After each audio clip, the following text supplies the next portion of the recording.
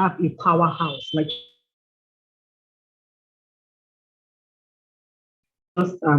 is theoretically sound, but someone that has actually practically impacted the society. And to have Nick Magal amongst creating a change in your community. So if you have been seeking for ways to sort of, so there'll be one or two things they've been seeing not going right, and in the and impact us with knowledge. So with the clapping in the chat, I want us to invite the esteemed and the most amazing Nick McGraw. So let's clap, let's cheer him on. Over to you, Nick. We're so happy to have you here. Thank you so much, Miracle. That's definitely one of the most enthusiastic welcomes I've ever received. So thank you for that. I'm feeling motivated and yeah, very privileged and excited to be here with you today, everyone. I'd love to see a few of your faces. So if some of you who can put your videos on, please do so and give me a wave. Great to see you there, Mechanic. And yeah, hi, just super happy to be amongst you. So I'm calling in from Berlin. As Miracle shared, I'm one of the co-founders of Changemaker Exchange, and we support some of the world's top young social and environmental change leaders, young people who have created solutions to some of the most pressing issues that we're facing as a world right now. And one habit that we have whenever we bring these groups of people together, and I'm feeling some good change-making energy from this group already, from the chat, is to do a little check-in. And I'd love to for everyone who's on the Zoom call or in the YouTube live stream, to pop into the chat. What's your name, where you're joining from, and one superpower that you have, which you could use to influence, change, impact your local community. So pop in the chat who you are and one superpower that you have. And we're going to come back later to this in the session. But yeah, one superpower. This could be rap, could be poetry, could be sports, bird watching, whatever it is. Put one superpower into the chat. And I'm now going to share some slides and tell you a little bit of the story of my work supporting young change makers, and to give you some tips of how you can create positive change in your own communities. So I'm going to tell this story first through some people, through some change makers that I have enjoyed working with. And I'd love to see a thumbs up if you can see my slides. Okay, great. So I'd like to introduce you to some of these people. First of all, I'd like you to meet Yusuf from Rwanda. Now, Yusuf is upskilling Rwanda's young workforce with a gamified digital platform for university graduates. It's called Bag Innovation in Rwanda, and he is through a digital platform improving employability in Rwanda. The next one is from your own home. This is Damilola from Nigeria, and what she is doing is bringing equality to the renewable energy sector. She's bringing in what is a very male-dominated industry. She's training female solar engineers to transform and bring us into this green and digital transition in Nigeria. Next one, I'm going to show you someone in the UK, but who has roots in Nigeria. His name is Josh, and he is the founder of an initiative called Cracked It, where young people in London, some of the hardest to reach, toughest young people, from ex-gang members, young offenders, youth leaving prison, are trained to channel their often very positive entrepreneurial skills to use them positively. And in this case, to found small micro enterprises which fix cracked smartphone screens, which I think 30% of people who own smartphones have a cracked screen at the moment, including me. So Josh helped to solve that problem. And the interesting thing about this story is that Josh, so he recently had an exit from his venture. And what an exit means for a social venture is, in his case, is not selling it for millions and becoming rich from the profits. For him, what that meant was actually passing that on to a big government organization who took over his work because they have the reach and impact and influence to touch even more lives than what he could with his small organization. And he is now running to be a member of parliament in the UK, and I think he's going to be the next Changemaker Prime Minister. Watch this space. We certainly need one in the UK at the moment. So with Changemaker Exchange, we support 1,000 young people like this from all over the world, from 150 plus countries. And what we do is we bring them together and build a real strong community between them. We let them exchange their change-making superpowers, like you've done in the chat there. We let them connect very deeply as people, as humans, and then to find what are the possibilities for collaboration to really sustain and scale their impact. We call them social entrepreneurs, change makers, activists. We don't look particularly at how they create their change, but rather people with that mindset for having real transformative impact in their community. We also do deep research on what is the reality for young change makers through an initiative called The Possibilists, which we initiated, and that's together with Obama Foundation, with Unison Youth, with the Kofi Annan Foundation, many of the world's biggest social innovation and networks. Check it out at thepossibilists.org. And what we do there is a biannual monitor to look at what are the needs, impact, challenges for young change makers. And then together as that global coalition, we try to focus on how can we make conditions for change makers better? How can we compensate them better? Find opportunities for funding for them better, connect them to each other better, etc. So look at a real ecosystem level. And one thing I'd like to do today with this talk is to imagine a day in your life where you use only social innovations. Because I think that right now we're going through possibly the biggest transition the world is ever going to go through.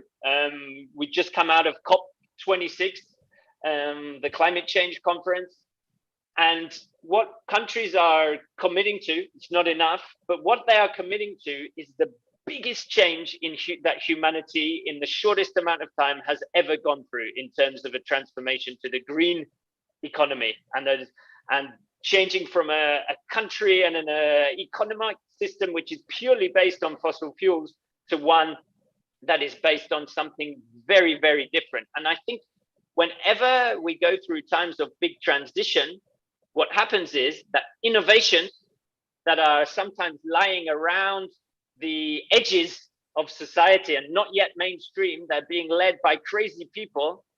During times of big transition, they come into the mainstream.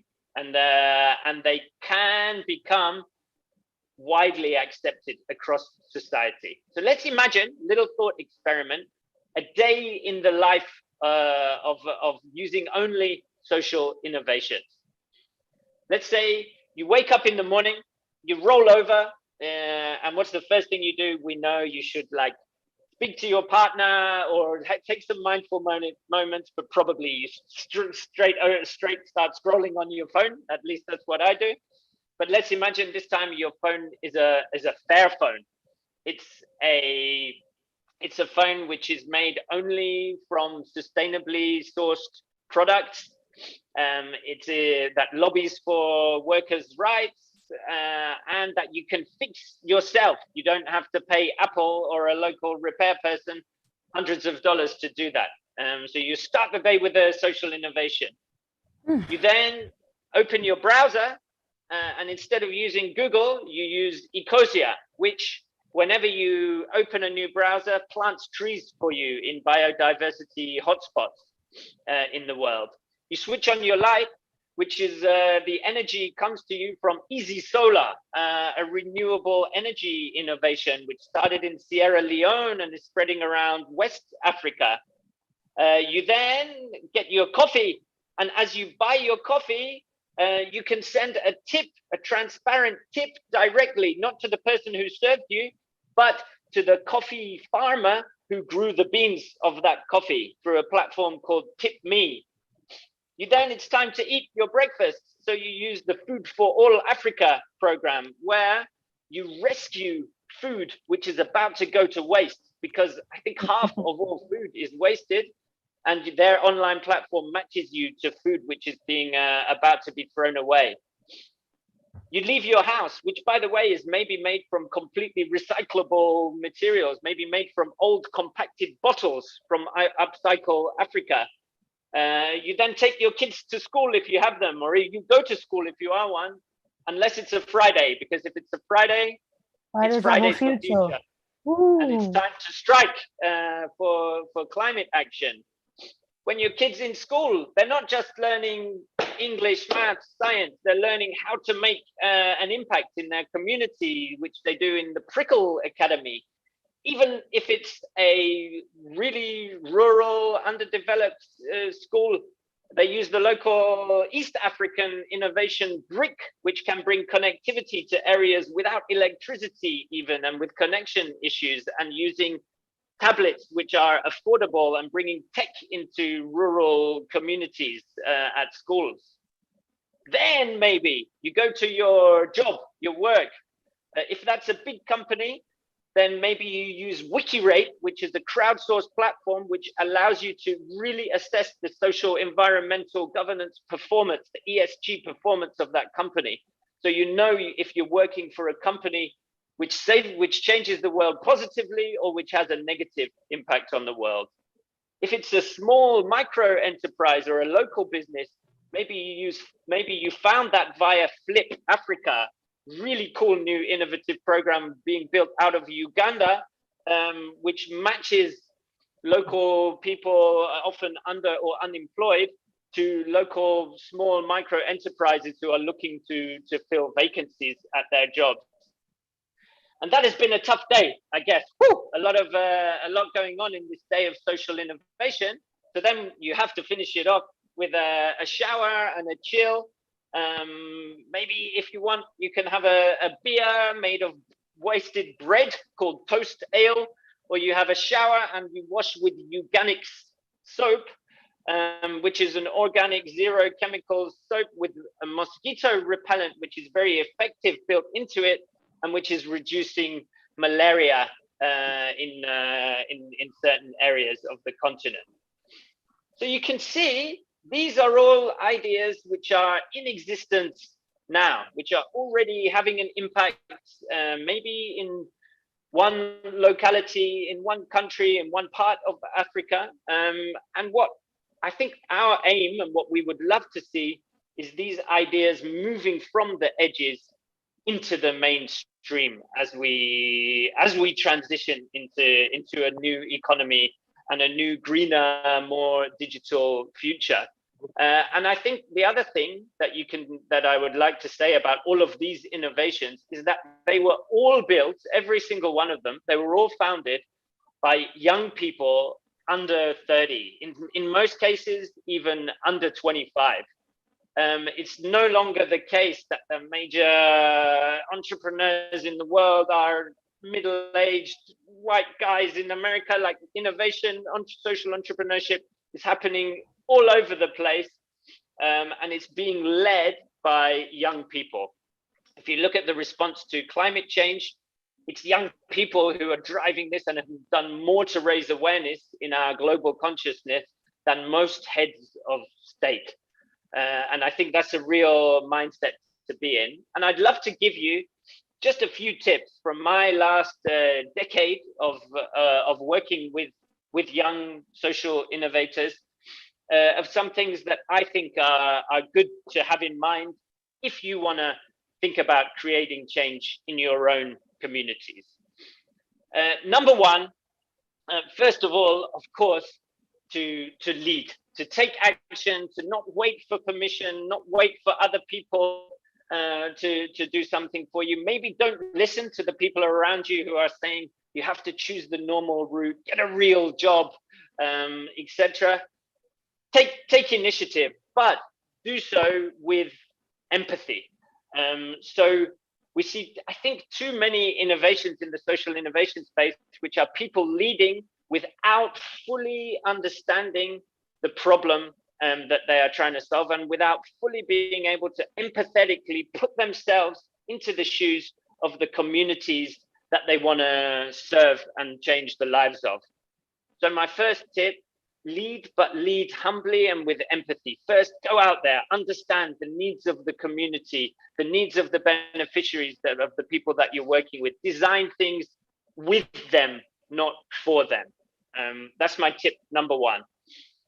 My tip number two is to think systemically and to flex and develop your system thinking muscles. So all the problems which I talked about, climate change, poverty, unemployment, waste, plastics, they are all in many ways corruption connected. They're all interconnected and they all have deep, deep, deep roots. And that's why I think it's important to really think about what are the roots of some of these problems that you are tackling, what are the symptoms versus what is the root cause, and try and think, and we have some really cool activities that you can do this with, which I'll share a link to as part of our website. Think about what are the systemic drivers, inequities which cause this, and think how can your initiative go really to the root of the problem rather than only tackling the symptoms. If we think about plastic, don't just think about clearing the plastic from the ocean, but think about what are the rules, the policies, the relationships and stakeholders, the dynamics in the system, which causes the plastic to get into the ocean in the first place, and go deeper. My next tip is to be really bold about your value that you're creating.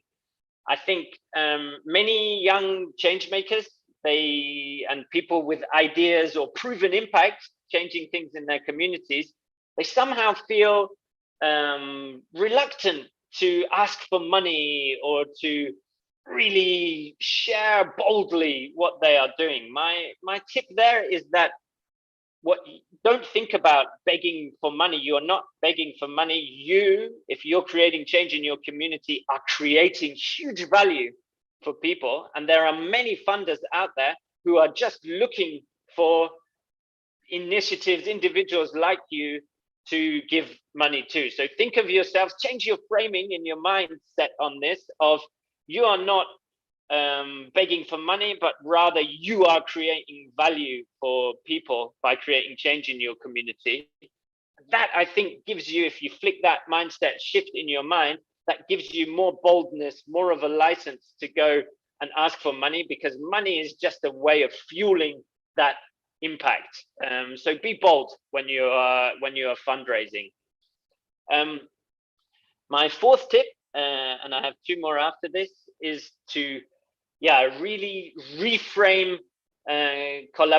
competition as collaboration. And that is because the issues that we are facing right now as a world and as Africa, but also as Asia and as North America and Europe, we are never going to solve them in isolation. We are never going to solve them with a focus on one founder, one project, on having to own this issue, etc. They can only be solved if we collaborate. And our kind of magic recipe, if you like, for collaboration, when we bring groups of people together in person, is to first of all really let them connect as people, then to really share learnings between them, and then once that ground is set, to look at how can they maybe leave their egos behind, how can they maybe let go of some of the control that they want of their project to collaborate for more collective impact. And I think the era of the hero entrepreneur is slowly dying, and the era of the collective impact is growing and flourishing. So that would be my next tip. Reframe competition to collaboration.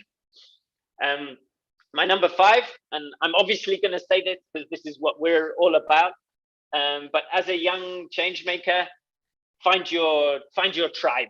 It can be a lonely job sometimes, to try and create change in your community. It can be at times feel unrewarding. Maybe you're not getting financially what you deserve at certain times. Maybe you don't have the full understanding of your family, friends to do this. But my encouragement there is that there are hundreds of thousands of crazy people like you who are doing this. Find them, connect to them, authentically share what are your challenges with them, what's difficult about this route that you've chosen, and then I think it gives you that extra fuel to sustain yourself, and then your work, and then your team, and then your impact in your community. So find your tribe. And finally, I think given how fast the world is changing today, how fast tech is being adopted, how quick, again, the transition that we need to make to avoid climate catastrophe is, you're going to have to be really adaptable and resilient as someone creating change in your community. You're going to have to be constantly testing out what is working, what's not. You're going to have to constantly weather some tough times, and at times might feel like it's too much. And we do have people in our community who have burnt out by just being too passionate, too in love with what they do, with the problems that they're trying to solve. And our advice to you is still focus on yourself, on self-care, because if you are not, it's a kind of a cliche in some ways, but if you are not well, you cannot do well for the world. So be adaptable, be resilient, but at the same time, don't burn out. Sustain yourself and your teams to be able to sustain your impact in the world. Those are my 6 tips for young people who want to create change in your community. There could be a million more. We have also on our website a whole bunch of tools and resources that I will share. But what I would love to do here is something which maybe you wouldn't see in so many keynotes, etc. But I would love to actually do something interactive now, and to send you into breakout rooms of around 3 to 4 other people, so you get to connect. I believe there is a certain beautiful power in a small group where really magic things can emerge. And I see this happening when I often see a real spark of how social innovators find their answer to how to solve a problem in their community, is to think about first, and this is why I asked you to share it in the chat at the beginning, what are your passions, superpowers? What is unique that you can create in the world? Are you good at, is it rap? Is it poetry? Is it football? Is it memorizing certain things? Is it a certain ability, skill, competence that you have? Number 2, what is an issue in your community that you deeply care about? And then how do you put those 2 together? So what are your passions, superpowers? What is an issue in your community that you care about? And how can you use that superpower to solve that issue in your community? Let's take the issue of plastic pollution. and let's say you are amazing at sport or construction, how do you solve this with that? So what I'm going to do, an experiment here, I'd love you to bear with me. I'm going to put you into 10 different breakout rooms randomly for 15 minutes. And then what I would like you to do, and I will put it in the chat, I would like you to discuss those things, to say, what are your superpowers? What do you really care about in your own community, and how can you use the superpower to solve that? You're going to be put into breakout rooms now, and I'm going to automatically move you into the breakout rooms, and then in 15 minutes you will be brought back to this main session. So enjoy, and I will see you back here in 15 minutes. Awesome. I'm also putting the questions into the chat. Yes. I was going to mention that you might need to repeat the question or write it down.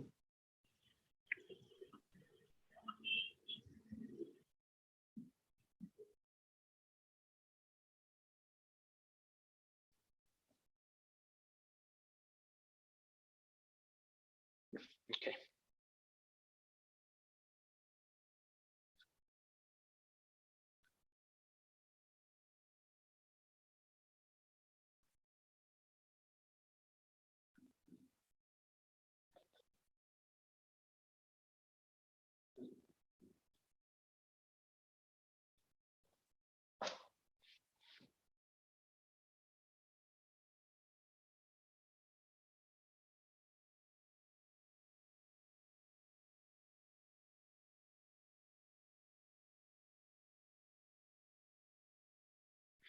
You should be moving to a breakout room now.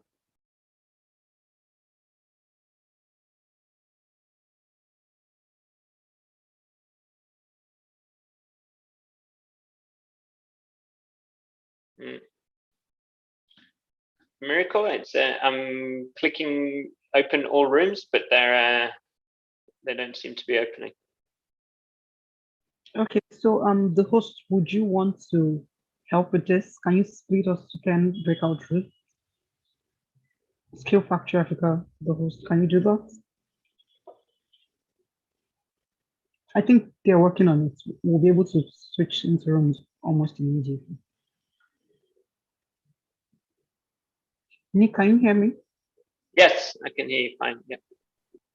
Okay, so we'll be able to do that almost immediately. Just 1 second.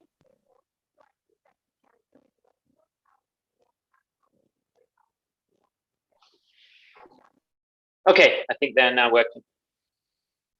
Okay, so everyone, thanks for bearing with us. What are your superpowers? What issue do you care? And how can you use them to solve it?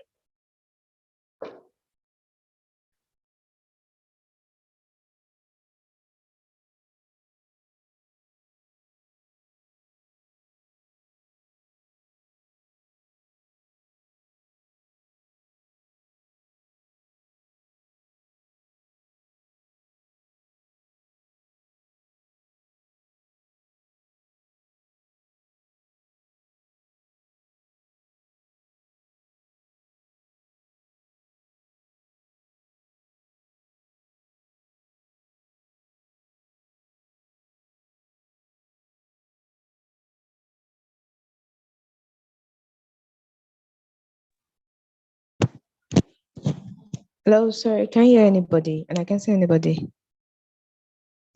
Hi there, you're about to, you need to, I think, accept the invitation to a breakout room, which you've been assigned to. I'm going to put you in another one now. Okay, thank you.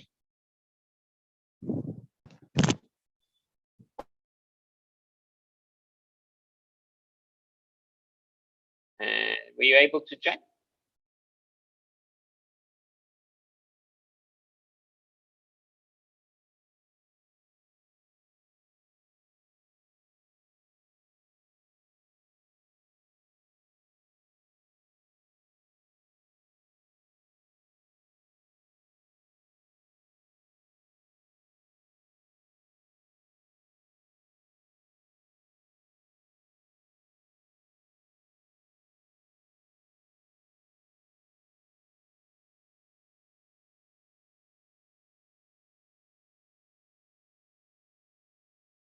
anyone has any problems joining the rooms, let me know.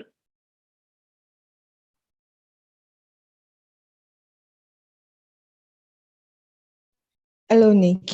I've not been assigned to a room. Hi there. Okay, let's try again.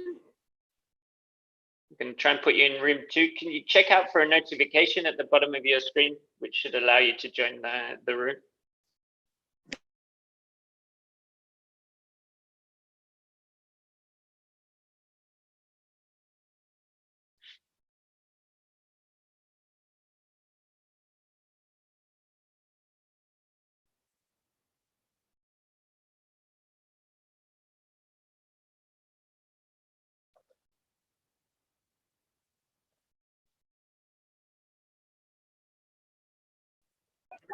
So hi everyone, good afternoon. If you're here, it means that you are not in the breakout room. Kindly join the breakout room for about 15 minutes, and then once we're done with the conversation in the breakout room, you join the general section again. So everyone, please join the breakout room.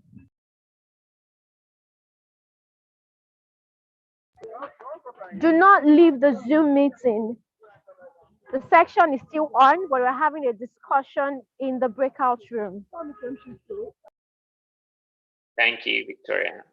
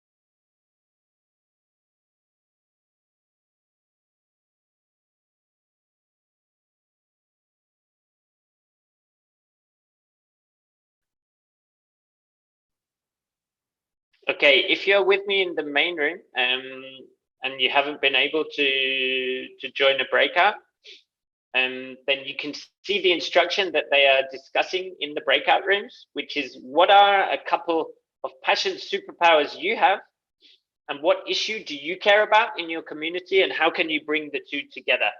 So how can you use your superpower to solve an issue in your own community?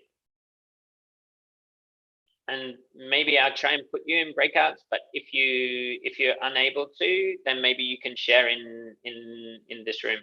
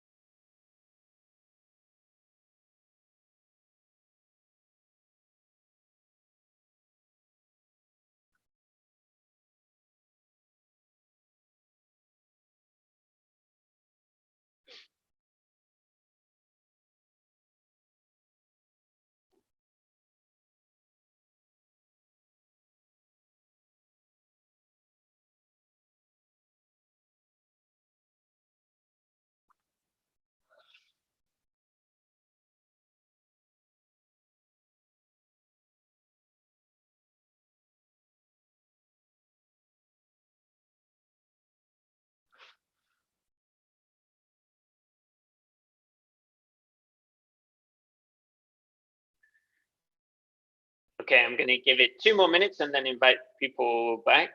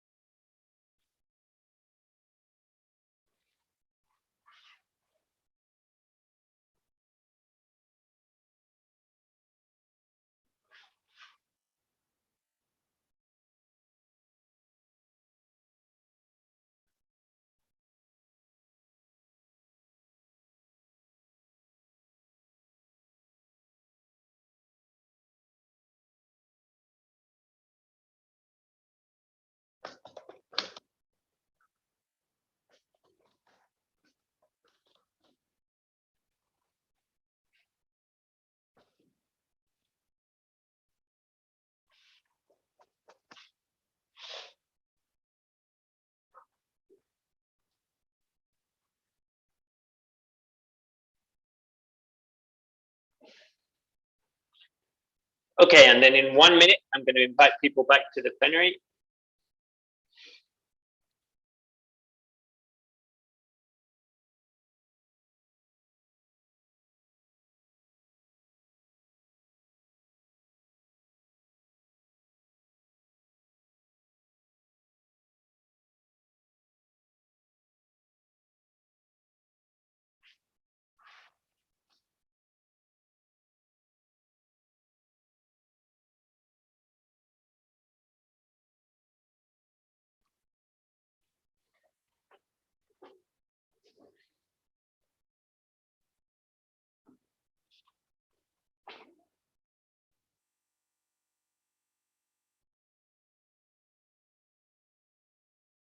Okay, and welcome back, people. We're slowly joining back the plenary from the small room breakouts. Still have about half the group still to join back.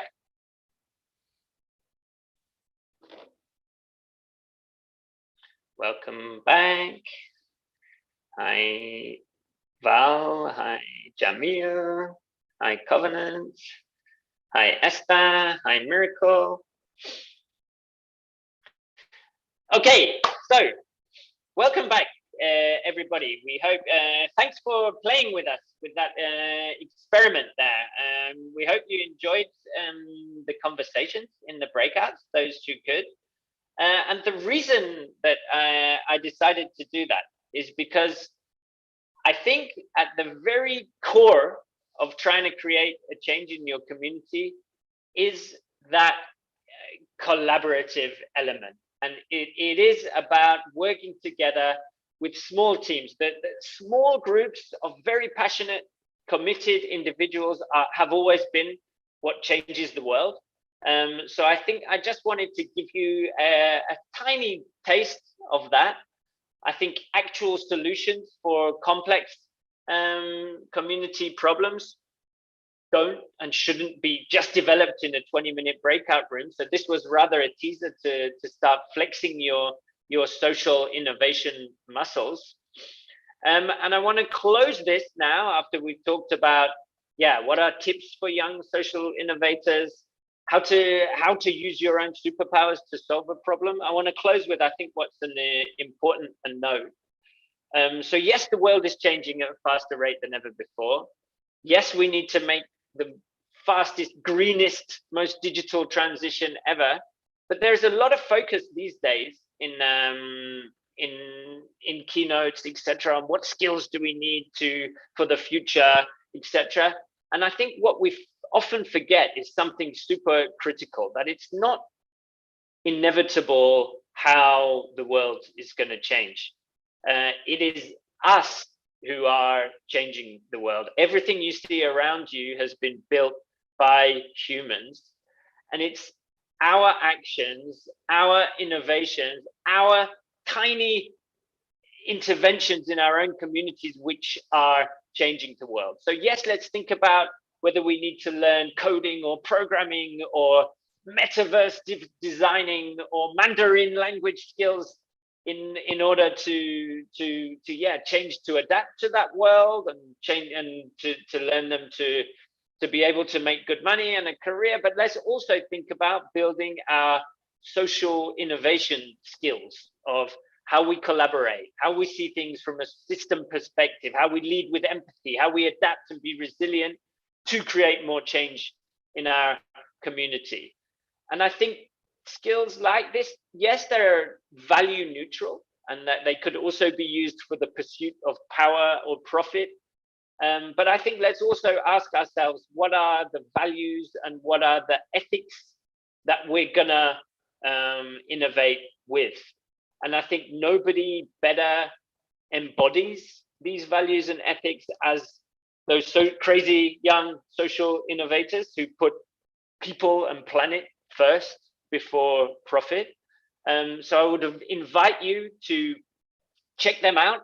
Have a look at our own work at Changemaker Exchange. Follow us on social media. I just dropped some of the links in the chat. We have opportunities for you to apply to our upcoming events. We have opportunities. We will very soon, via the possibilists.org, have a big online database. Let's say you are a young change maker in Nigeria who is looking for funds to kick off your venture, or in Ghana and you're looking for support with well-being and burnout. You will be able to filter and look at this, and it will bring up all the opportunities relevant for you. So check that out at thepossibilists.org. And I look forward to seeing how your own journeys of change making and social innovation will go.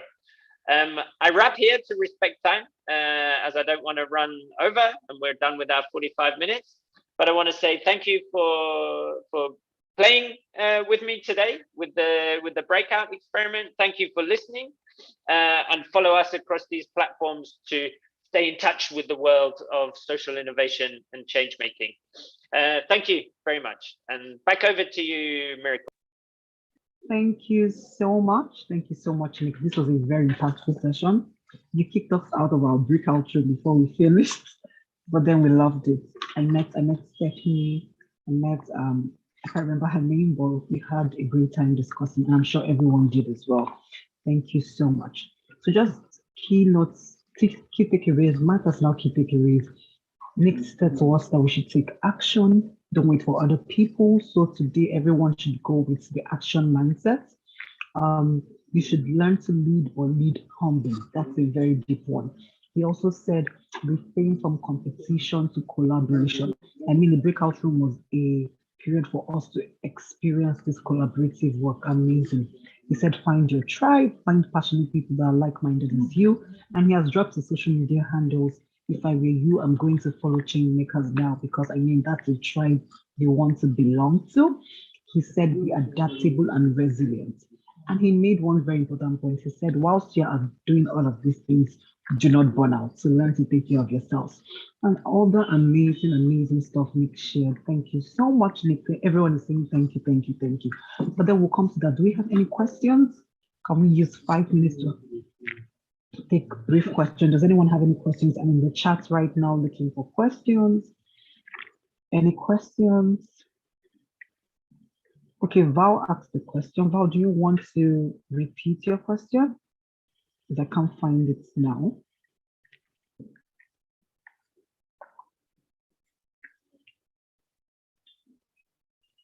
Does anyone have any question? Val, do you have any? Okay, yeah, can I just speak from here, or you want me to type it in the chat box? You can speak. Nick is here to listen. All right, thank you. Oh, great. Thank you very much, Nick, for that eye-opening session. I am a young change maker, and I know I represent a whole lot of youth out there who are trying to create change. So my question is this: how can a young African change maker build a sustainable social enterprise? I'm saying this because my continent, particularly my country, don't really support, something like this. So just in case you don't want your passion to burn out, how can you build a sustainable social enterprise? Since this is what you're passionate about and this is really what you want to do. Yeah, that's one. That's one. Sorry about that. Then secondly, applying to international exchange programs seems to be very difficult. So I really want to know, what do the admission committee really want? Any idea, please share with us.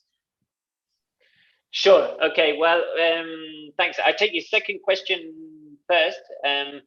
So I think for our particular program, we look for people who have a proven impact.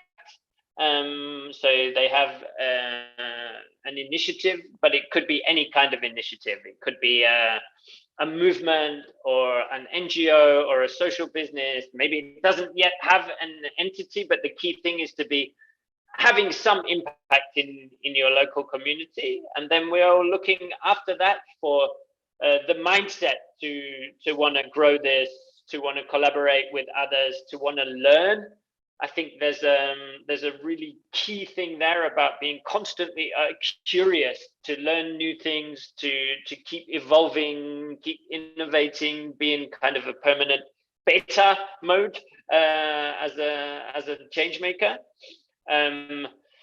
Yeah, and so our program, I have to say, is a difficult one to enter, because it's for those with really established impact. But once you've got that and you can explain it authentically, then it's for you. And then your first question around building a sustainable social enterprise in Africa, and so. I mean, first, of course, disclaimer, I mean, I have done a lot of work in Africa and supported many social innovators in Africa, but I am, of course, not from the continent. And of course, there are big differences between different countries and different regions within Africa as well. But I think what I would say is that in what I'm seeing, some of the most exciting social innovations are coming out of Africa. And for us, for every time we open a call for applications, we get brilliant people, particularly from Nigeria. Nigeria there seems to be some really magical stuff happening in Nigeria at the moment. We're overflowed with applications, and not just kind of random people applying for anything, but people with really strong, creative, innovative social innovation ideas from Nigeria. So yes, it's a tough context, but the fact that it is a tough context, I think, is a spark and a catalyst for even more innovation and for even more resilient, adaptable change making to come out of that region.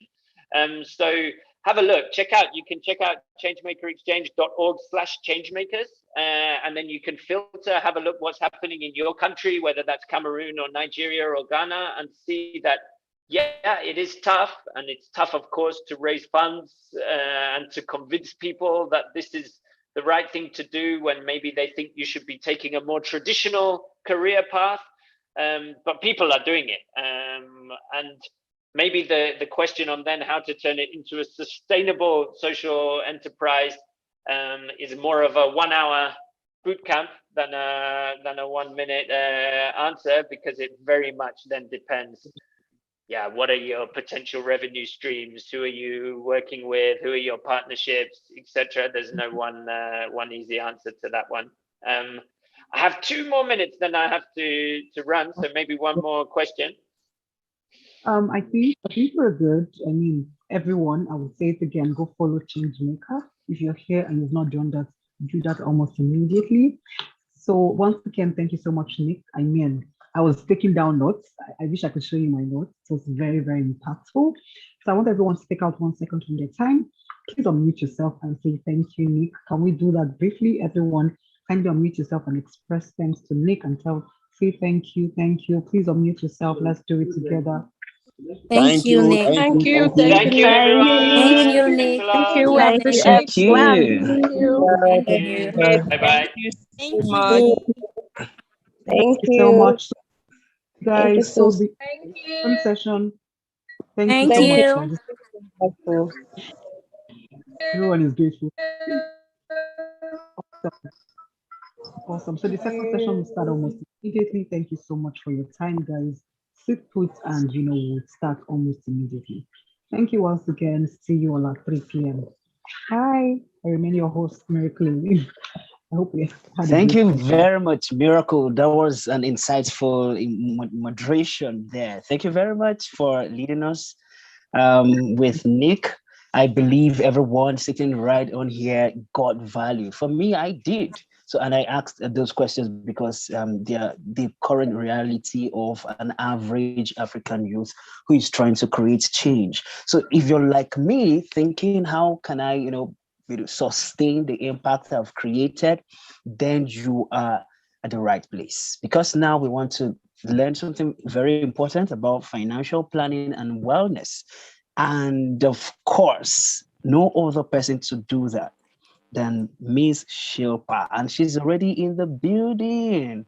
sitting comfortably, wow, waving at us. Ladies and gentlemen, before I read her profile, please could you put in the comment section some fire emoji for her? Let's burn down this room for her. Let's burn down this place. Put some fire emoji if you're ready to learn about financial planning and wellness and on how you can, drive your enterprise, drive your business the best way. Great, Akuna, thank you. Merit. Oh my God, the fire is burning everywhere. All right, thank you very much. So let me go over her profile as we anticipate the awesome session. Okay, so Shilpa is a certified financial fitness coach. With her passion to see financially confident humans around the world, she founded Nedibird Financial Wellness earlier this year. Wow. Shilpa conducts one-to-one as well as group financial wellness sessions to deepen awareness, action, and confidence around money. She holds an MBA from IRMA India. And for more information, of course, you can visit neddybirdfinancialwellness.com. Ladies and gentlemen, without further ado, please let's welcome Shilpa. Good afternoon, Ma. You're welcome to Scale Factory Africa Bootcamp 2.0. We are so excited to have you. Thank you so much, Val. That's a beautiful introduction. And I love all the fire and energy in the air right now. It's just beautiful. So thank you so much. And greetings to you from India. I'm in a place called Kolkata in India currently. And that's where I'm signing in from. So it's good evening from us and good afternoon to you. So lovely being here. Can I share screen if you don't mind, Val? All right, great. Sure, go ahead, Ma. Okay, so it says the host is disabled, so you'll have to enable screen sharing for me.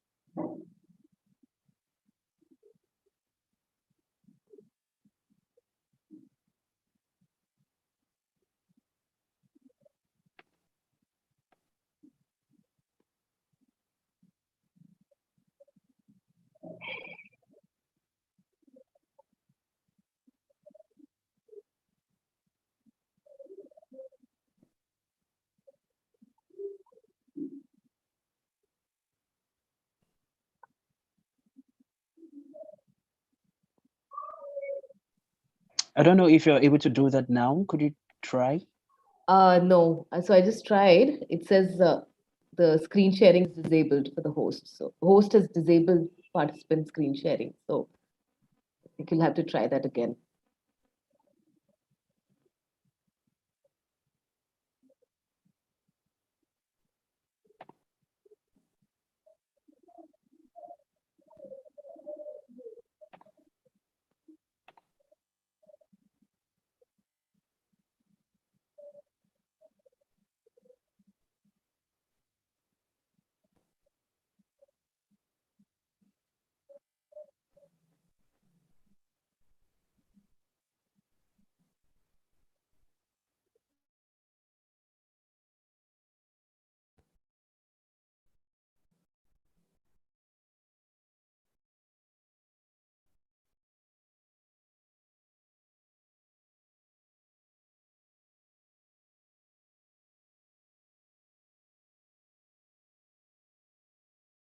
Okay, so I'm able to share screen now. All right. All right, let's get started. Awesome. So you can hear me and you can see the screen with the slide up. If I could just get a thumbs up, Val, from you, that'll be great. Yes, I can see it. I can see it. Okay, great. Super, great. Let's get started, guys. So thank you so much, Val, for that beautiful introduction. And I am Shilpa Bhaskar Gole. I'm from Kolkata, India. I'm a certified financial fitness coach. I recently completed a certification as an investment planning specialist, and I'm also an educator in finances. And of course, my focus in India is on women. Being a woman myself, I really enjoy working with women and helping them feel more empowered and confident with money. That being said, let me get started. So, one of the most common questions that I get asked by clients is how much money is enough money? And I don't know if that's the question that pops up in your mind when you meet a financial advisor or when you think about money. So this is like the most frequently asked question amongst people. And I also realize that this comes with a lot of emotions attached to it. So there is worry, there is doubt, there's this lack of confidence about whether I will ever have enough money. And there's also, we live in the world of Google and social media and WhatsApp, and we're constantly being bombarded with so much information. So there's also a sense of overwhelm and confusion when it comes to, how should I be managing my money? Where should I be investing? What would be an enough amount for me to live my life comfortably? So there are all these emotions that we tend to relate with money. So, when you think about your financial well being, what are the positive emotions that you would want to relate with that? So, I see a lot of people asking me, what would help me feel more confident, more satisfied with where I am with my finances? What does happiness look like when it comes to money?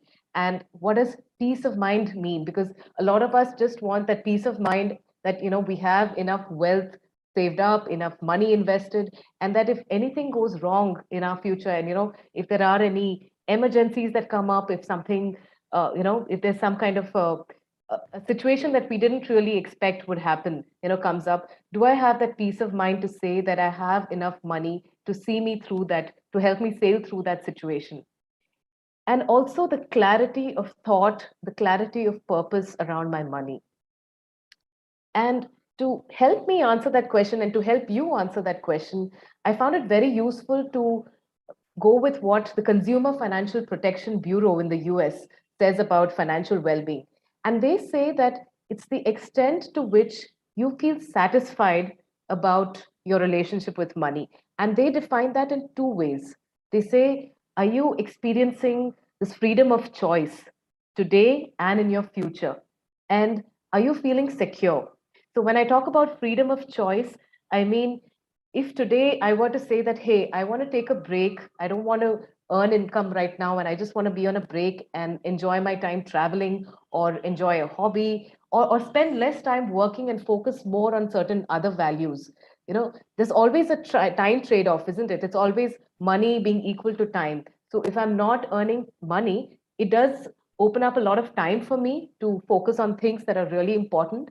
So if I would take my own example, for me, the biggest value for me is family. I love having time to spend with my family. And the second biggest value is travel. I love new experiences, meeting new people, and I want to be able to travel the world. So to have that freedom, do I have enough money saved up for the future travels that I want to do? And do I have enough money with me to be able to say that, hey, I want to come back home on time and spend enough of that time I have with my family? So that's what it is about freedom of choice. Or say I want to pursue my, my passion. I want to get into a business, or I want to start my own social entrepreneurship. Do I have that freedom to make that choice today? That's question number one. And also to be able to make that freedom of choice in my future. The second important question to be asking yourself is in terms of security, that peace of mind, that if something were to happen to me, is my family secure?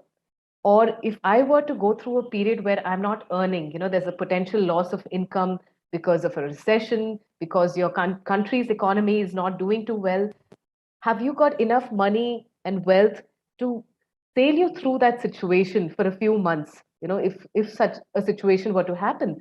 Or in your future, if you were to ever go through something like that, do you have that satisfaction to say, hey, yes, I am financially secure? So these are essentially the two questions that I would want to ask myself when I think about my financial well-being? And friends, this is very, very subjective. How satisfied I feel may not be how satisfied you feel about your financial well-being, or vice versa. So I would invite you to think, on a scale of 1 to 10, 1 being least satisfied and 10 being most satisfied, where do you feel like you are on that scale of financial well-being today? So I like to call this the financial well-being process. So if I were to move from, say, a 3 on my financial well-being score to a 7 or an 8, what should I be doing about it, or what should I be thinking about to start, working and improving my financial well-being? So there are 3 questions that I like to ask myself, and I would like to ask you. One being, where do you want to go? So when you think about how much money is enough money, the first question to ask yourself is, where do you want to go with money? How much money is enough money is equal to where do you want to go? What are your dreams? What are your aspirations for your future? What are your life goals? How do you want to live your life 5 years from now, 10 years from now, 20 years from now? And what matters to you the most in terms of your values? And if you are able to answer that question, you may be able to start to frame very specific financial goals for yourself and start working towards them. The second question is, where are you now?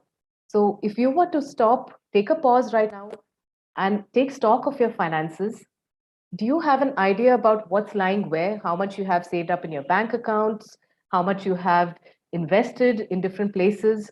If you have some land, what is the value of that land? If you have real estate, what is the value of that real estate? Or if you have any alternative assets like crypto or gold or anything else, are you aware of the current value of the wealth that you have created? And the third and most important question is action. How do you want to bridge the gap between where you are and where you want to go with money? Let's start with that first question about where do you want to go? So when you think about money, how is it that you want to live your life? Are you aspiring for a very big house with a lot of cars and having a lot of wealth around you, or are you the kind of person who has who likes to value other things like family and travel and experiences, and are looking for something else when it comes to your dreams and aspirations? Also, it's very important here to remember that our brains love goals. So when we are navigating through all that overwhelm of Google throwing information at us, WhatsApp throwing information at us, if we have well framed goals, it just increases our likelihood of achieving them. I say this because our brains have something called the reticular activating system. And how that works is that when we give our brain these very well framed goals, what I call exact goals, then what happens is that we tend to filter out all other information. So when you're having that overwhelm of a lot of information coming your way, you tend to filter out whatever is unimportant and focus on only what is important to your goals. If you've ever bought a bike or you've gone for this haircut that you've really wanted to have, you'll notice that before you buy that bike or before you get that haircut, it's all that you see around you. You see only that kind of haircut, or you only see that kind of bike around you. So that's how the reticular activating system in our brain gets triggered when we give our brains goals. And when we think about goals, I would highly recommend that you think about your goals as an exact goal. And when I say exact, I mean it should be easy to understand, easy to remember, and recollect. So, just a simple few words explaining what your goal is. It should be exciting, it should motivate you, and it should be fun enough for you to wake up every morning and say, hey, this is what I've set out to do, and this is what I'm going to do. And knowing the amount that's measurable. So having a measurable amount that you're working towards so that you can keep track of your progress and how far you've come on that goal. And making sure that it's challenging. Again, pushing yourself a little beyond your comfort zone will really make it fun and motivating for you and intellectually challenging to really achieve that goal. And most importantly, time framed goals. So when you think about your finances and how much you want to save up or how much you want to invest for a certain goal, are you thinking about the time frame? And ideally, even if so, for example, a very important goal for me is that I want to be financially free by the time I'm 50. And when I think back, I have around 20 years to get there. I would think of how much I need to save up for that retirement corpus of mine in the next 6 months to a year. Because giving myself a short time frame, I'm more likely to achieve what I've set out to do. So I set myself short targets of 6 months, 3 months, 1 year, and then set out to achieve them. Now, the most important thing about your goals when it comes to money is knowing the future value. So I'm sure even in your countries, inflation is a huge problem. It's like the biggest villain in the financial, well-being journeys of ours. So when we think about the future value of our goals, are we taking into account how inflated our goal will become 5 years from now, 10 years from now, 20 years from now, depending on when you want to get there? So if there's a bike you want to buy, or a car you want to buy, a home you want to buy, or simply save up for your retirement, your financial freedom, how much are you going to need at that point in time?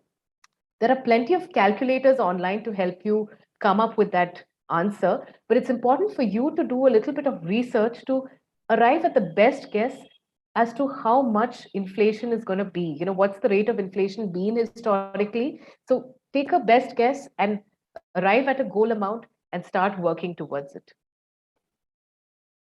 The next and very important thing is to assess where you are today.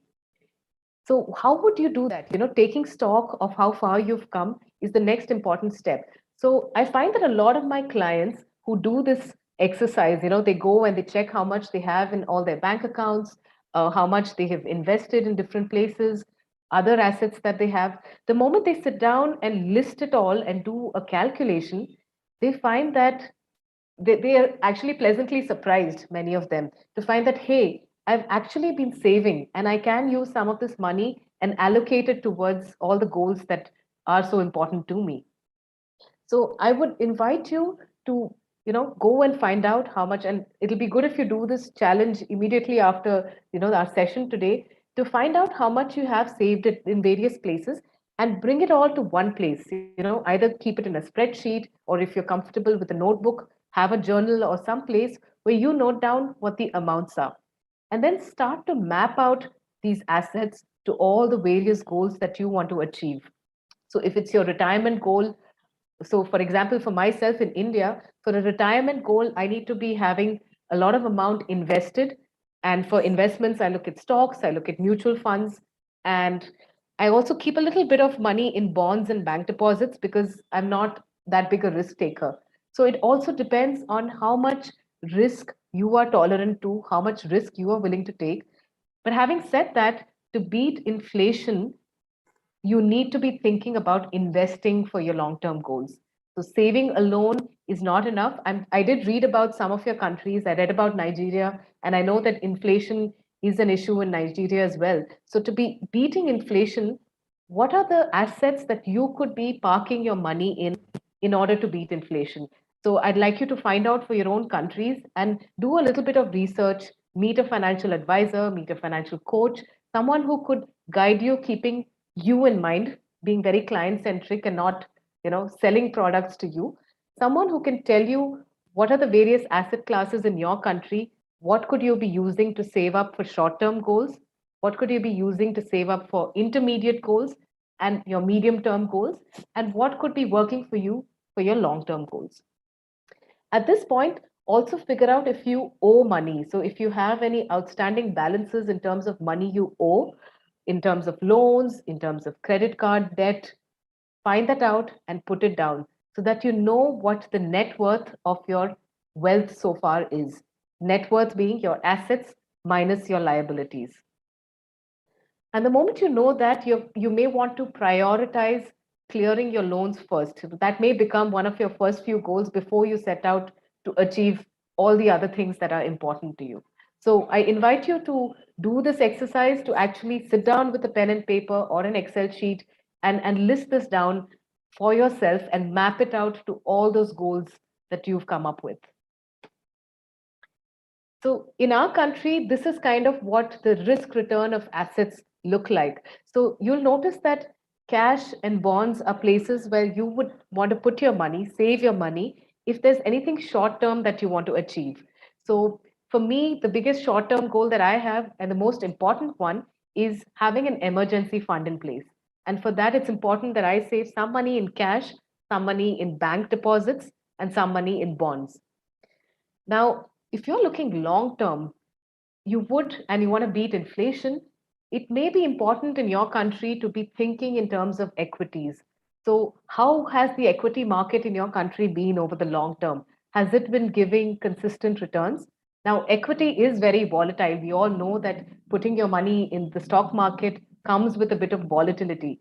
But if done in the right way with the right approach, taking, speaking to a financial advisor or doing some research yourself, you could create yourself a very suitable bunch of stocks that could help, that you could start to invest in and start working slowly progressing towards your long term goals. Now, the important question is, how do you want to bridge the gap between where you are and where you want to go with your money? So that's the next important question to be asking yourself. And that's where you start to build your action plan. So for each of the goals that you put down, try to figure out what could be the small amounts. Again, there are a lot of calculators available online for this. Find out what could be a monthly savings that you could start to do, or a monthly investment that you could start to put away towards some of these goals. Let me for a moment just go back to this asset sheet. An important thing to remember here is all your assets are generating income, right? So your assets generate. So for example, if you have bank deposits, your bank deposits generate interest income. If you have money in stocks, those stocks are appreciating. There may be some profits that the companies are booking. So you may be getting some dividends from the stocks. So all of your assets are growing through the power of compounding. So income, and then you're growing income over income, and the process continues to a point where your money starts working for you. And who's the most important asset in this whole piece? If you can notice, there's a girl I've put there, and I think we ourselves are the most important assets. So we have our brains to apply, and we can apply our brains and come up with tons of different innovative ideas about how we could be generating more income. So the one thing we could use our brains to do is to come up with different innovative channels and avenues through which we could be earning income. And if that means doing a daytime job, a full-time job, it's okay. If you think entrepreneurship is for you, it's okay. And if you think that you could be doing both of them, that's also fine. As long as you're thinking about your assets and you're growing your wealth slowly to the point where you're not working for money anymore. You don't have to work for money anymore, and your money starts to work for you. So coming back to the action plan, small amounts, save it consistently. So figure out that for your goal, if it is 12 years away or 13 years away, what is the tiny amount that you could be saving up towards that goal? Second thing is, have you thought of the future value of your goal? And therefore, are you parking your money in an asset that's beating inflation? And the third and most important part is building tiny, consistent money habits.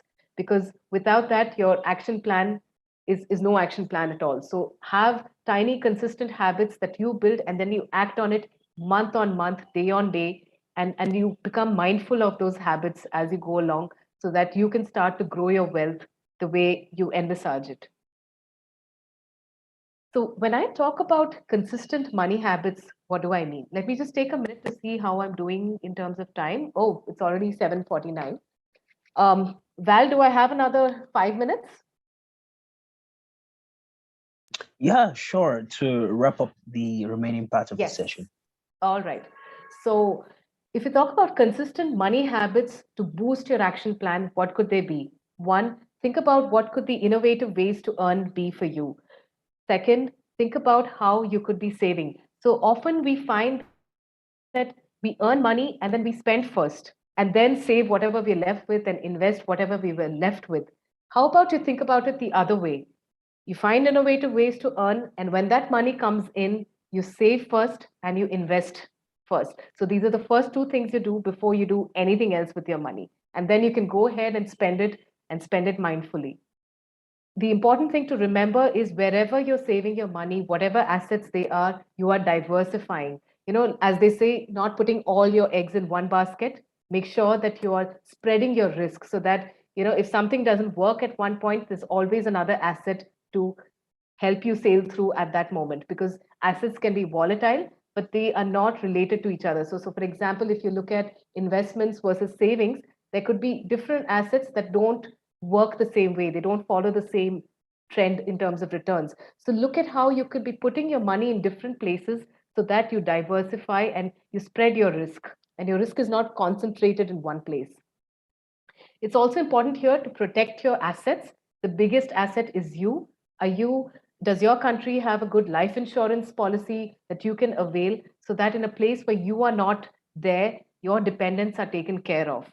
And in terms of health, also, if there are any good health insurance policies in place, I would highly recommend taking a health insurance policy so that in case there's a health emergency, you do not have to dip into all that money that you've saved up and invested for your goals. Sixth and most important, spend mindfully. Think about, have a spending plan in place. If budgets work for you, do it through budgeting, but find a way that you could be spending your money mindfully.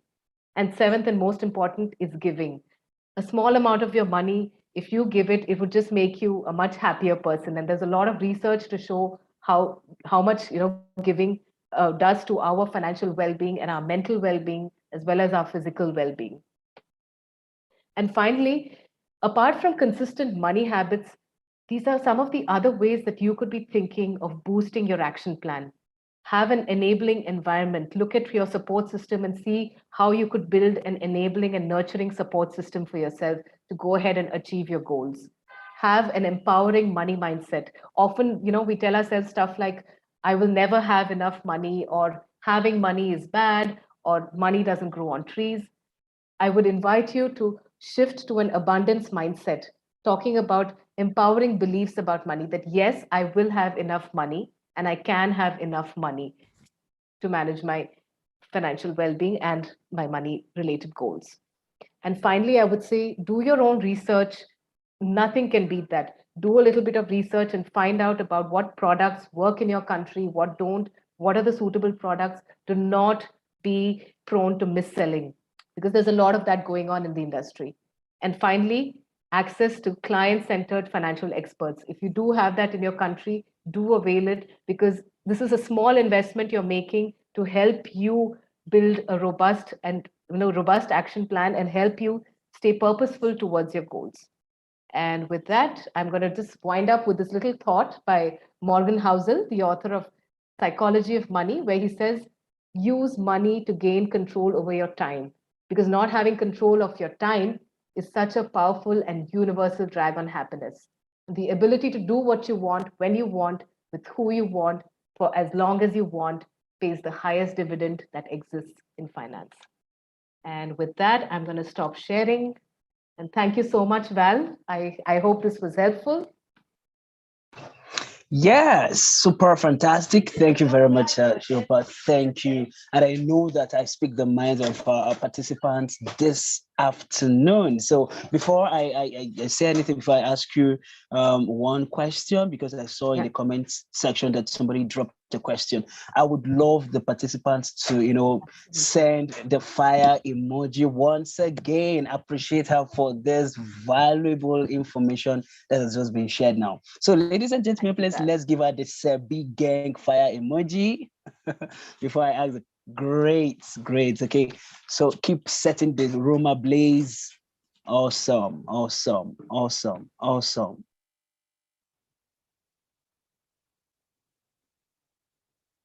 Thank you so much for all that love, guys. Lovely. Beautiful.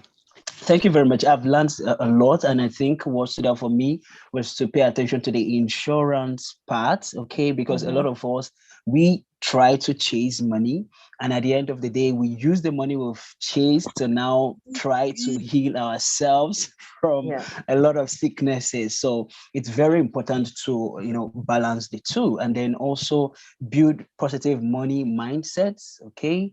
Have an abundance mentality. This is really awesome. And of course, give. given is a pretty difficult thing. So I hope that with this session, a lot of us will begin to put that into action. So just one question from Ihani. I know you've mentioned it, but I think you need to now re-emphasize it more. He asked a question: where can you put your money so that inflation doesn't affect it? I don't know if you have anything to say. So can you repeat the name? That's Ihian, right? Ihani Chukwu. Ihani Chukwu. Ihani Chukwu. So I'm not aware of your country. So which country are you from? If you can just unmute and share. He's from Nigeria. Oh, he's from Nigeria. So I would love to know what are the assets that Nigerians use to invest in to beat inflation. So I would invite you to do your own research because I'm not aware of what the assets, the different asset classes in Nigeria are that work to help you beat inflation. But my sense is that investing your money in the stocks of company through mutual funds, well, I don't know if mutual funds are a thing in Nigeria, but I found that in India, mutual funds are a very good way to invest in the stock market if you're not familiar with how the stock market works. So I'm just wondering if that's an option that you guys have in your country. Yeah, well, I think the one that sells more is investment in stocks. But I think the young people of my generation now want to earn more in dollars. So they are everywhere around Upwork and Fiverr doing something just, to earn above the currency. So I know Ihan Chuku, I think I saw in the comment section where he said, I think I can earn in dollars or so. That's what really works, for the younger generation in my country. Absolutely. Thank you very much for an insightful session on how we can financially plan ourselves. Thank you. This was really informative. Thank you. We appreciate any more you. questions? Thank you so much. Val? Okay, someone asked any insights on investing in foreign exchange? Okay. Again, this completely depends on how your currency works. So I don't know who this is. 80. Yeah.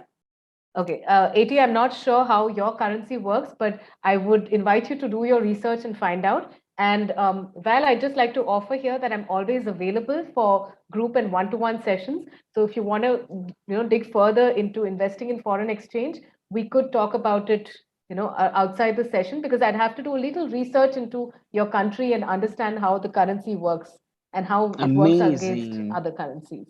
Amazing. Thank you very much for that opportunity. So guys, if you want to reach out to Shilpa, I'm sure she's on Instagram with the handles. Mark, can we research? Can we find you on Instagram with Shilpa?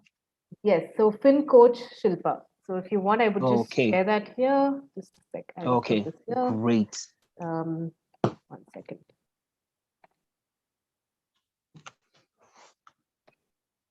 And you'll also find a handle of Nerdy Bird. So there's Fin Coach Shilpa and there's Nerdy Bird.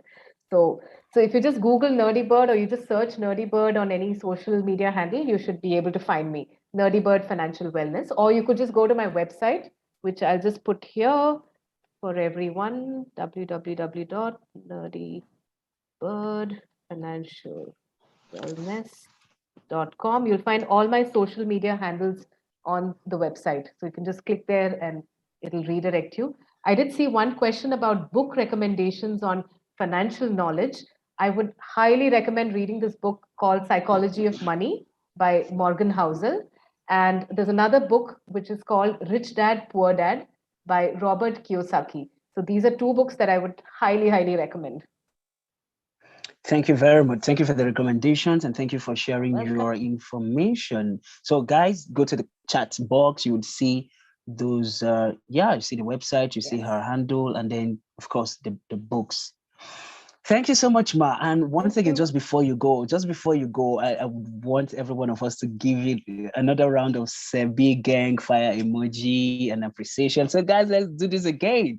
Let's give her the Sebi Gang fire emoji, appreciate her. And if you don't mind, unmute yourself and give her, like I'm doing now, unmute yourself, give her a round of applause. Thank you. Thank you so much. Thank you. It was beautiful. Thank you. Thank Thank you. you. Thank you so much. God bless you, Bye-bye. ma'am. Thank Thank you. you. Thank you. Thank We you so appreciate much. you, God Mar. bless you. Thank you. God bless. Thank you. Thank you. All right, guys, we're going to be back by 6 p.m. Please do not go anywhere by 6. Come back and invite your friends. It's going to be another transformational session. I believe that you've gotten